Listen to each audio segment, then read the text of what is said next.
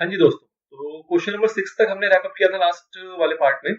7 से इसको कंटिन्यू कर रहे हैं। कुछ हमारे पास 5 केस स्टडी बेसिकली और है 7 to 11, तो फटाफट से इसको देख लेते हैं। कह रहा है Yadav dairy products private limited has registered it's articles along with memorandum at the time of registration of company. इन्होंने क्या किया, अपने आर्टिकल और मेमोरेंडम दोनों को रजिस्टर किया। बहुत बढ़िया किया जी। Now, the director of the company are of the view that provision of articles regarding forfeiture of shares should not be changed except by resolution of 90% majority। क्या कह रहे हैं कि भैया डायरेक्टर्स ये चाहते हैं कि जो फॉरफीचर ऑफ शेयर्स की जो प्रोविजंस है उसके अंदर कोई चेंजेस ना हो अनलेस अदरवाइज कि वहां पे 90% इसके लिए सहमत हो। ठीक है। जनरली क्या होता है कि उसको चेंज किया जा सकता है, उसके अंदर अल्टरेशन किया जा सकता है by passing a special resolution which is giving a 75% majority. मतलब स्पेशल रेजोल्यूशन का मतलब 75% मेजॉरिटी होगा तो वो काम किया जा सकता है। पर ये कह रहे हैं कि नहीं जी, हम चाहते हैं कि 90% का यहाँ पे मेजॉरिटी हो तभी ये काम हो, अदरवाइज ना हो। ठीक है जी। तो क्या ऐसा पॉसिबल है? आप ध्यान करो, ऐसा कुछ पॉइंट आया था क्या पीछे जब आपने पढ़ा था? आपको ध्यान होगा, आपने एक इंट्रेंचमेंट का पॉइंट पढ़ा था, याद आ रहा है? तो उसकी बेसिकली यहाँ पे बात कर रहा है। देखिए जरा आगे क्या कहता है। While as per section number 14 of the Company Act 13 articles may be changed by passing a special resolution only। कह रहा है जी सेक्शन 14 तो ये कहता है कि स्पेशल रेजोल्यूशन से ही ये हो सकता है हमारा change. One of the directors said that they cannot make a provision against the Companies Act। एक डायरेक्टर इसमें से खड़ा हुआ वो कहता है जी भाई साहब कंपनी एक्ट के अगेंस्ट आप काम नहीं कर सकते, कंपनी एक्ट तो मना करता है। You are required to advise the company on this matter। आपको इस पे एडवाइस देना है कि क्या ये पॉसिबल है कि नहीं, और है तो किस तहत, कहां पे ऐसी बातें लिखी है। तो आपको ध्यान आनी चाहिए। इसके लिए आर्टिकल की बात कर रहा है बेसिकली, तो आपको दो सेक्शन यहाँ पे रेफरेंस आएगा। Number one is AOA. AOA किस सेक्शन में डील किया गया तो सेक्शन नंबर 5 इसके ऊपर लगता है। दूसरी बात आती है अल्टरेशन ऑफ एओए, उसके ऊपर सेक्शन नंबर आपका क्या लगता है 14। ठीक है। तो इन दोनों की बात कर रहा है। 14 तो खैर इसने सवाल में ही बता दिया, 5 आपको अलग से कोट करना है। तो आपको क्या देखना है कि आर्टिकल के अंदर इस टाइप की प्रोविजन डल सकती है अगर उसके अंदर प्रोविजन होगा किसका, इंट्रेंचमेंट का। अगर इंट्रेंचमेंट का प्रोविजन है, इंट्रेंचमेंट बेसिकली क्या करता है, ज्यादा रेस्ट्रिक्शन लेके आता है, कंडीशंस को ज्यादा स्ट्रांग बनाता है बाय वे ऑफ इंट्रेंचमेंट। तो अगर इंट्रेंचमेंट का प्रोविजन डला हुआ है आर्टिकल के अंदर तब ये होना पॉसिबल है। अब ये डला कैसे हो सकता है, तो इंट्रेंचमेंट का प्रोविजन कब डल सकता है, या तो वो जब आपका फॉर्मेशन हुआ था तब डल सकता है, जब आपने कंपनी स्टार्ट की तभी आप इंट्रेंचमेंट डाल देते थे, कोई दिक्कत नहीं थी। आप उसके बाद भी डाल सकते हो। अगर बाद में डालोगे तो उसके अंदर प्राइवेट कंपनी की बात करें तो उसके अंदर प्राइवेट कंपनी में आपके सारे मेंबर एग्री होने चाहिए। मतलब कल को अगर आप डालने गए इंट्रेंचमेंट तो उस टाइम में सारे मेंबर अगर एग्री होंगे प्राइवेट कंपनी केस में तभी आप इंट्रेंचमेंट को डाल पाओगे। पब्लिक कंपनी की बात करें तो उसके अंदर स्पेशल रेजोल्यूशन पास करके आप इस इंट्रेंचमेंट के प्रोविजन को आर्टिकल में डाल सकते हो। अब इन केस आपने आर्टिकल के अंदर ये प्रोविजन को डाल दिया, चाहे स्टार्टिंग में डाल दिया चाहे बाद में अल्टरेशन के थ्रू डाल दिया, अब अगर ये डला हुआ है तो उस केस में 90% का मेजोरिटी वाला केस आपका जायज है, चल सकता है, इसके अंदर कोई वायलेशन नहीं मानी जाती। तो ये सारा प्रोविजन था आपका। तो सेक्शन 5 कोट करोगे, सेक्शन 5 के अकॉर्डिंग आप बताओगे कि कब डल सकता है। ऑब्वियस ही बात है, जब इंट्रेंचमेंट का ये डलेगा तो आपको इसका नोटिस देना पड़ेगा किसको, रजिस्ट्रार को, अगर आप फर्दर मॉडिफिकेशन करते हैं, मतलब इन केस ऑफ अल्टरेशन। अगर आप बाद में चेंज करते हो तो ऑब्वियस ही बात है उसका नोटिस किसको दोगे, रजिस्ट्रार को दोगे। और अगर ये है तो उस केस में अलाउड है, कोई दिक्कत नहीं है, आप ऐसा काम कर सकते हो। चलिए जी, तो ये इसका प्रोविजन आपको यहाँ पर डील करना था। अगला सवाल आता है question number 8। Anushka security equipment limited is a manufacturer of CCTV cameras. बहुत बढ़िया, सीसीटीवी बनाते हैं। It has raised rupees 1000 crore through public issue of its equity share for starting one more unit of CCTV camera manufacturing. इन्होंने पैसा 1000 लिया crore rupees public से basically लिया है और ये सीसीटीवी की मैन्युफैक्चरिंग करेंगे। It has utilised 10 crore rupees, 100 crore से 10 करोड़ इन्होंने यूज कर लिया। तब उनको रियलाइज हुआ that existing business has no potential for expansion because government has reduced custom duty on import of CCTV camera, has imported cameras from China are cheaper than its own manufacturing. मतलब custom duty कम हो गया है, जो वो बना रहे हैं उससे सस्ता तो इंपोर्ट करके पड़ जाएगा, तो वो कह रहे हैं जी बना नहीं रहे, अब हम इंपोर्ट ही करेंगे। Now it's want to utilize remaining amount in mobile app development business। अब कह रहे हैं जो बच गया हमारे पास, कितना बच गया, 90 करोड़ रुपए जो बचे हुए हैं हमारे पास, उसका क्या करें। तो उसको ये कह रहे हैं कि यूटिलाइज कर लेते हैं कहां पे, मोबाइल ऐप डेवलपमेंट बिजनेस के अंदर by adding a new object in MOA. कह रहे हैं कि एमओए के अंदर एक ऑब्जेक्ट इंसर्ट कर देंगे और उसके तहत उस पैसे को यूज कर लेंगे। Does the company act allow such change of object. क्या ऐसा पॉसिबल है कि चेंज कर सकते हैं? आपको पता है जी, बिल्कुल ऑब्जेक्ट क्लॉज में चेंज कर सकते हैं। If not then what advice will you give the company, if yes then give the steps to be followed. अगर नहीं तो आप क्या एडवाइस दोगे, और अगर हाँ तो स्टेप्स बताओ जी कैसे करेंगे। तो आपको ध्यान होना चाहिए कि कभी भी पब्लिक का पैसा अगर अनयूटिलाइज रह गया तो उस केस में आप नहीं कर सकते हो, उस केस में आप ऑब्जेक्ट क्लॉज को चेंज नहीं कर सकते हो अगर आप ये कंडीशंस फॉलो नहीं करोगे। क्या कंडीशंस थी कि आप जो ऑब्जेक्ट क्लाउज चेंज करना चाह रहे हो, तो चेंज करने से पहले आपको क्या करना पड़ेगा, आपको एक स्पेशल रेजोल्यूशन पास करना पड़ेगा। उस स्पेशल रेजोल्यूशन को, उसकी डिटेल्स को आपको पब्लिश करना पड़ेगा न्यूज़पेपर के अंदर। कितने न्यूज़पेपर के अंदर? 2 न्यूज़पेपर के अंदर। नंबर 1 जो इंग्लिश न्यूज़पेपर होगा, नंबर 2 जो वर्नाक्युलर लैंग्वेज में होगा, जो कि आपके रजिस्टर्ड ऑफिस के एरिया में बंटता होगा, उस टाइप के न्यूज़पेपर में। अगर तो आपका वेबसाइट है तो उसको आप, उसकी डिटेल्स को आप प्लेस करोगे अपने वेबसाइट पे भी, एंड एट लास्ट की आपको जस्टिफिकेशन भी देना होगा कि ये चेंज करने का क्या जस्टिफिकेशन है, वो भी आप वहां पे पब्लिश करोगे। ठीक है, पहला क्राइटेरिया। नंबर 2, सपोज करो डिसेंटिंग शेयर होल्डर्स है, कुछ शेयर होल्डर्स ऐसे हैं जो चाहते नहीं भैया, वो कह रहे हैं ना जी हमें तो नहीं करना,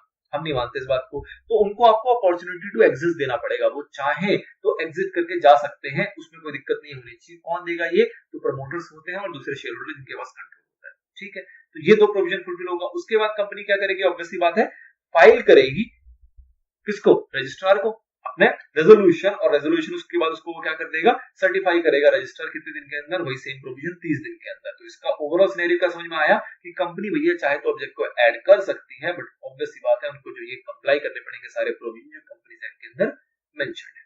ठीक है, तो this is the answer of that question. Now move on to question number 9। Manglu and friends got registered a company in the name of Taxman Advisory Private Limited। इन्होंने एक कंपनी खोली, Taxman Advisory Private Limited। Taxman is a registered trademark, ये एक registered trademark निकल गया। After 5 years when the owner of the trademark came to know about the same, जो honour को है उसको 5 साल के बाद पता लगा, उसने एक एप्लीकेशन फाइल किया 11th अथॉरिटी को। Can the company be compelled to change its name by the owner of the trademark? क्या कंपनी को कंपेल कर सकता है कि भाई साहब तुम्हें चेंज करना ही पड़ेगा? अच्छा, can the owner of the registered trademark request the company and then company change its name at its discretion? पहला कह रहा है कंपेल करेगा, दूसरा कह रहा है क्या रिक्वेस्ट कर पाएगा अगर कंपेलेशन में नहीं माना तो। आप ध्यान करो इसके प्रोविजन क्या था। तो इसका प्रोविजन आपका क्या था? सेक्शन 16 था, आपने जो देखा था कि rectification in the name of the company. Rectification की बात करता था आपका सेक्शन नंबर 16, जो कि 2 बातों के ऊपर डील करता था। नंबर 1, जहां पे गवर्नमेंट की ओपिनियन के अकॉर्डिंग उनको लगता है कि कोई सी कंपनी ऐसी चल रही है जिसका नाम आइडेंटिकल है किसी भी एग्जिस्टिंग कंपनी के साथ, तो उस केस में कंपनी उसको नोटिस देती है और उसको बोलती है कि भैया 3 महीने की मोहलत है, अपने नाम को चेंज कर लो। पहला पॉइंट था। दूसरा पॉइंट क्या था कि अगर रजिस्टर्ड ट्रेडमार्क से आइडेंटिकल मिल जाता है तो उस रजिस्टर्ड ट्रेडमार्क के प्रोप्राइटर को एप्लीकेशन देना पड़ेगा सेंट्रल गवर्नमेंट को 3 साल के अंदर, 5 साल नहीं 3 साल के अंदर। 3 साल के अंदर वो एप्लीकेशन देगा सेंट्रल गवर्नमेंट को, सेंट्रल गवर्नमेंट फिर उसके ऊपर छानबीन करेगी और अगर उनको ऐसा लगता है तो उस केस में वो नोटिस देगी कंपनी को कि भैया अपने नाम को चेंज करो, और उस केस में मोहलत दी जाती थी 6 महीने की। ठीक है, तो ये प्रोविजन है इसका। अब इसको लगाओ इस क्वेश्चन के अंदर, तो पहले तो आपको प्रोविजन कोड करना है। प्रोविजन जब आप कोड करेंगे तो बात आएगी क्वेश्चन की। क्वेश्चन कह रहा है जी 5 साल, तो ऑब्वियस सी बात है 5 साल के बाद जगह है तो उस केस में कंपेल नहीं कर सकता। क्या रिक्वेस्ट कर सकता है? तो रिक्वेस्ट कोई भी कर सकता है। रिक्वेस्ट करेगा तो कंपनी के ऊपर डिपेंड करता है कि उस रिक्वेस्ट को एक्सेप्ट करे या ना करे। अगर वो एक्सेप्ट करती है तो वो अपने नाम को चेंज कर सकती है, क्योंकि अल्टरेशन ऑफ मेमोरेंडम आपका अलाउड है एज पर सेक्शन नंबर 13। ठीक है, तो this is the summary of that answer. Section 16 2 part में पहले बताया है आइडेंटिकल के बारे में, दूसरा बताया ट्रेडमार्क के बारे में। ट्रेडमार्क में 3 इयर्स का परंपरा थी, और ऑब्वियस ही बात है जो नाम चेंज करते हैं उसके लिए हम सेंट्रल गवर्नमेंट सॉरी आरओसी को नोटिस भी देते हैं, जिसके अंदर हम उस सेंट्रल गवर्नमेंट का ऑर्डर भी लगाएंगे और रेजोल्यूशन भी लगाएंगे 15 दिन के अंदर। ये भी चीज थी। उसके बाद आपका फैक्ट इसका आता है कि भैया कंपनी को कंपेल नहीं किया जा सकता, क्योंकि यहाँ पे 5 साल है। 5 साल में आपका जो ऑब्जेक्शन रेज करने का जो टाइम लिमिट था वो यहाँ पे एक्सपायर हो चुका है। लेकिन फिर कहता है कि सेक्शन 13 के तहत अगर वो रिक्वेस्ट करती है और कंपनी का एक्सेप्ट कर लेती है तो वो वॉलंटरली चाहे तो वो चेंज कर सकती है सेक्शन 13 के प्रोविजन को लगाते हैं। ठीक है, चलिए ये सवाल भी डन होता है। अगला आता है question number 10।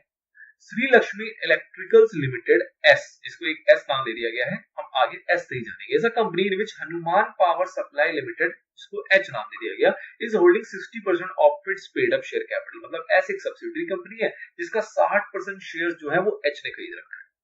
One of the share holder of H made a charitable trust, एक शेयर होल्डर है एच का, उसने एक ट्रस्ट बना लिया, डोनेट कर दिया 10% ऑफ शेयर इन एच। जो उसके एच में 10% शेयर्स थे वो उसने उस ट्रस्ट में डोनेट कर दिया, साथ में 50 करोड़ रुपए भी डाल दिए। एच ने अपॉइंट किया, सॉरी ही अपॉइंट, जो वो बंदा शेयर होल्डर है उसने अपॉइंट किया एस को ट्रस्टी। एस कौन, जो सब्सिडियरी कंपनी, उसको ट्रस्टी बना दिया। सारे एसेट्स जो हैं वो उस ट्रस्टी के नाम पे, मतलब उस ट्रस्टी के नाम पे वो 10% शेयर्स भी है एच का, मतलब होल्डिंग का, और वो ऑब्वियसली जो 50 करोड़ से भी जो एसेट्स परचेज किए होंगे वो भी होंगे।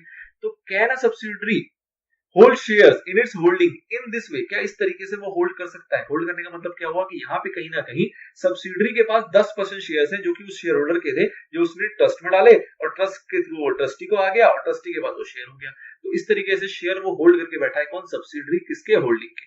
अब आपका सेक्शन 19 कहता है, सेक्शन 19 कहता है भैया ऐसा कर ही नहीं सकते, ये तो बिल्कुल वॉइड है, लेकिन साथ में वो उसके कुछ एक्सेप्शंस बताता है। क्या एक्सेप्शंस बताता है? लीगल रिप्रेजेंटेटिव, ट्रस्टी, और तीसरा आता है अगर पहले से आपने शेयर होल्ड कर रखा है तो उस केस में भी आप उसको कंटिन्यू कर सकते हो। तो यहाँ पे ट्रस्टी वाला पॉइंट आ रहा है तो उससे हमारा बच जाएगा, तो इस वे में ये होल्ड कर पाएगा। चलिए, जो रिपीटेड था कुछ खास नहीं था। Now question number 11 and last question. Parag Construction Limited is a leading infrastructure company. One of the director of the company, Mr. Parag, has been signing all construction contracts on behalf of the company for many years. एक director है उनके जो कि contracts को sign करते रहते हैं, सालों से करते आ रहे हैं कंपनी के बिहाफ पे, कोई दिक्कत नहीं चल रही। All the parties whoever deal with the company know mister Parag very well. सारे की सारे पार्टी जो पराग जी को है बहुत अच्छे से जानते हैं। Company has got a important construction contract from a renowned software company. Company के पास एक कॉन्ट्रैक्ट आया।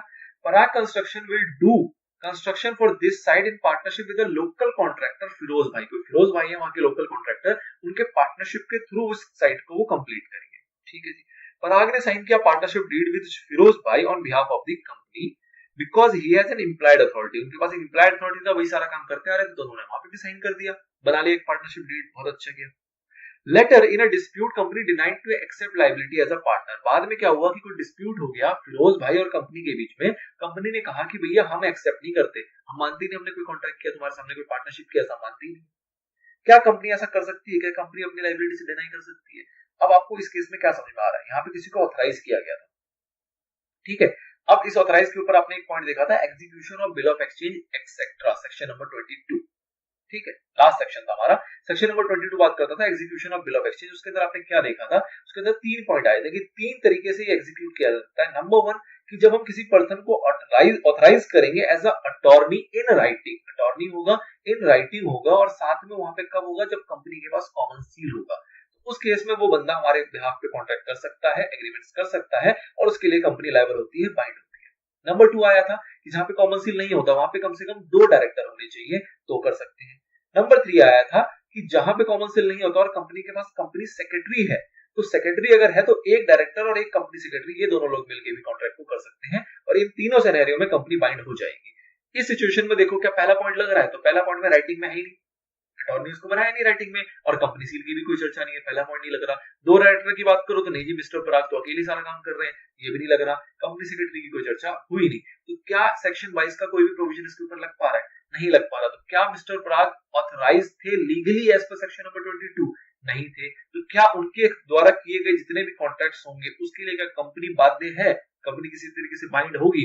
ऑब्वियसली नहीं होगी। तो इसको आपको इन्हीं सारे पॉइंट को यहाँ पे तमीज से लिख देना है सिक्वेंशियली, कि पहले सेक्शन 22 क्या कहता है और सेक्शन 22 के अकॉर्डिंग कोई सा प्रोविजन इस वाले केस में एप्लीकेबल नहीं हो रहा, इसलिए जो भी डीड एग्जीक्यूट किया है मिस्टर पराग ने उसके लिए कंपनी बाइंड नहीं होती है। ठीक है जी। सेक्शन 22 के ऊपर चर्चा थी, तो आपने देखा कि छोटे छोटे सारे सेक्शंस भी कहीं ना कहीं सवालों के अंदर निकल के आ जाते हैं, इस तरीके से उनकी केस स्टडी फ्रेम हो जाती है। चलिए, तो आई होप आपको ये सारे सवाल सही समझ में आए हो। अब जाके हम कह सकते हैं हमारा जो चैप्टर 2 है वो कंप्लीटली फिनिश्ड हो जाता है। हमने इसके सारे प्रोविजन पढ़ लिए, इसके ऊपर हमने एमसीक्यू कर लिए, इसके ऊपर हमने क्वेश्चन आंसर कर लिए। एक कोशिश करेंगे कि इसके ऊपर एक समराइज वीडियो और बना दें, ताकि कल को अगर आपको रिवाइज करना हो तो आप फटाफट से 15-20-25 मिनट के अंदर पूरे सेक्शंस को एक बार समाप्त कर पाओ। लेट्स सी, हो पाता है तो अच्छी बात है, नहीं तो हम चैप्टर 3 को कंटिन्यू करेंगे। चलिए, तो मिलते हैं आपसे नेक्स्ट वीडियो में।